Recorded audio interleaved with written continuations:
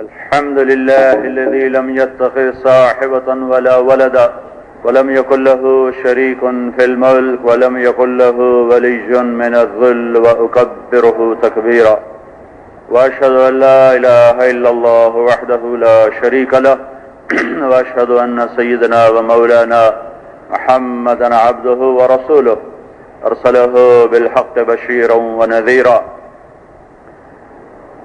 وداعيا إلى الله بإذنه وسراجا منيرا، صلى الله تعالى عليه وعلى آله وعلى أصحابه وبارك وسلم تسليما كثيرا كثيرا.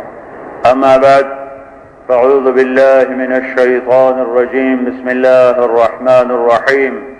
ولا تحسبن الله غافلا عما يعمل الظالمون، إنما يؤخرهم ليوم تشخص فيه الأبصار مهطعين مقنعي رؤوسهم لا يرتد إليهم طرفهم وأفئدتهم هواء.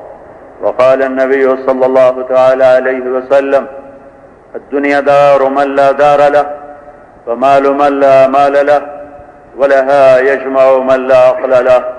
وقال النبي صلى الله تعالى عليه وسلم: يقول ابن آدم مالي مالي، وهل لك يا ابن آدم إلا ما أكلت فأفنيت، أو لبست فأبليت، أو تصدقت فأمضيت. وقال النبي صلى الله تعالى عليه وسلم: ما لي وللدنيا، ما أنا والدنيا إلا كراكب استظل تحت شجرة ثم راح وتركها.